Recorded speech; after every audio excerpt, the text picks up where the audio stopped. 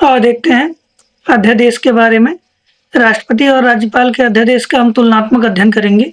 तो हम देख लेते हैं राष्ट्रपति का जो अध्यादेश की चर्चा है वो संविधान के भाग 5 में, जिसका नाम संघ है, उसके अध्याय 3 में है।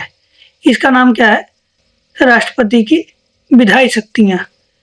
और राज्यपाल वाला है भाग 6 में, अध्याय 4 में, जिसका नाम है राज्यपाल की विधायी शक्तियां।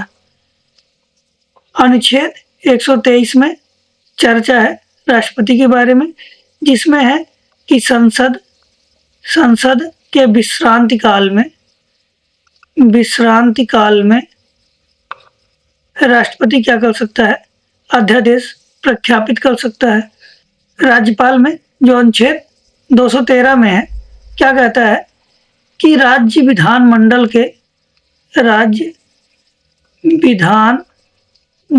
के विश्रांति काल में राज्यपाल अध्यादेश प्रख्यापित कर सकता है। समाधान की बात है। यहाँ पे राष्ट्रपति को समाधान होना चाहिए कि ऐसी परिस्थिति आ गई है कि जहाँ अध्यादेश प्रख्यापित करना क्या है? आवश्यक है। सेम टू सेम यहाँ भी है। यहाँ केवल राज्यपाल का ऐसा समाधान होना चाहिए। अच्छा, ये जो समाधान है ये स्वैच्छिक नहीं है। इसका मतलब क्या है? यहाँ पर केंद्रीय कैबिनेट की मंजूरी होना चाहिए और यहाँ पर राज्य कैबिनेट का मंजूरी, मतलब समाधान जो है राज्य कैबिनेट का होना चाहिए। संविधान में तो लिखा हुआ है कि राज्यपाल का समाधान, लेकिन रियल में जो परंपरा बनी आई है और कुछ सुप्रीम कोर्ट के आदेशों के द्वारा क्या नियम बन गया है कि यह स्वैच्छिक नहीं है, यह मतलब कार्यपालिका के अधीन है। और बल और प्रभाव देख लेते हैं। यहाँ भी अध्यादेश का बल प्रभाव वही है जो संसद के अधिनियम का है, और यहाँ जो राज्य विधानमंडल के अधिनियम का, राज्य विधानमंडल के कानूनों का,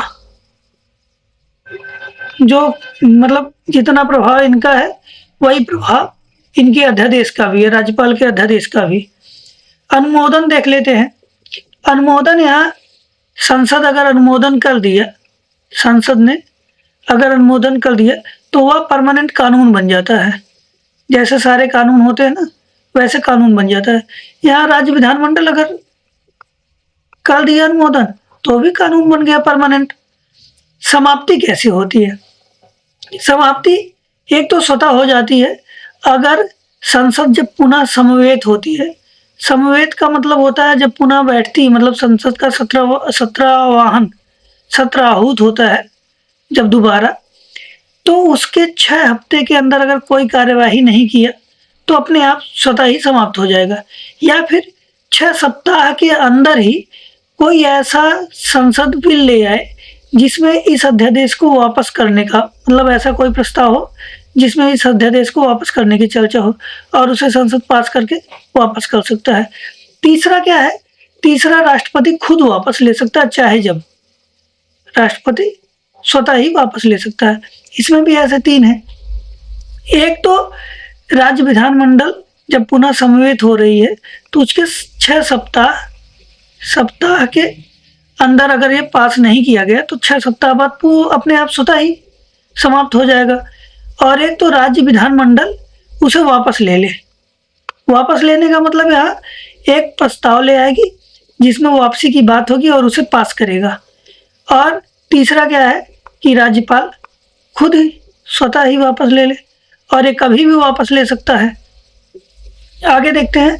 अच्छा, यहाँ पर एक चीज़ बता दें, ये जो 6 सप्ताह की गणना है ये यहाँ पे लोकसभा और राज्यसभा में से जो बाद में जिसका सत्राहूत जिसका बाद में होगा उसके डेट से 6 सप्ताह गिना जाएगा।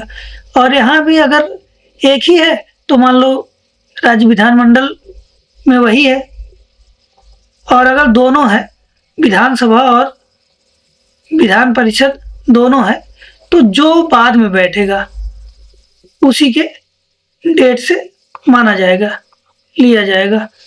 क्षेत्राधिकार देख लेते हैं। क्षेत्राधिकार इसका वही है जो संसद के कानूनों का है, वही क्षेत्राधिकार इसका भी है।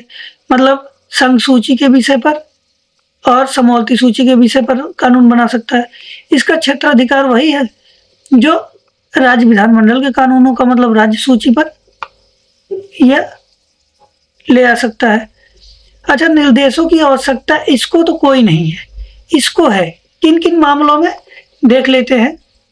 एक तो ऐसा मामला हो जिसे राज्य विधानमंडल में ऐसे मतलब कानून को जिसे राज्य विधानमंडल में पुनर्स्थापित करने के लिए राष्ट्रपति की अगर पूर्व अनुमति आवश्यक है, तो यहाँ पर इसे राज्यपाल को राष्ट्रपति से अनुदेश निर्देश लेना प्राप्त करना पड़ेगा। राष्ट्रपति से निर्देश प्राप्त करना पड़ेगा, अनुदेश लेना पड़ेगा। एक तो ये हो गया जहाँ पे पुनर्स्थापित करने के लिए आवश्यक था। दूसरा क्या है, जहाँ पे राज्यपाल मतलब कभी कोई राज्य विधानमंडल मान लो पारित करता है और उसमें कुछ ऐसे विषय हैं जो इस समय अध्यादेश में हैं, उसको राज्यपाल आवश्यक समझता है कि हाँ ये हमें रखना चाहिए राष्ट्रपति के लिए, जो राष्ट्रपति के लिए आरक्षित करते हैं ना, ऐसा कोई भी विषय जो राष्ट्रपति के लिए आरक्षित करना वह समझता है कि आवश्यक है, तो ऐसा कोई विषय इसमें शामिल है तो भी राष्ट्रपति के अनुदेश की आवश्यकता होगी। और तीसरा क्या है, ऐसे मतलब कोई विषय जो राष्ट्रपति का अनुमोदन ना हुआ तो वह विधानमंडल द्वारा कानून बनाया गया अवैध माना जाएगा। तो ऐसा कोई कानून होगा उससे संबंधित मतलब प्रावधान अगर इस अध्यादेश में है तो वहाँ भी राष्ट्रपति से निर्देश लेने की जरूरत है।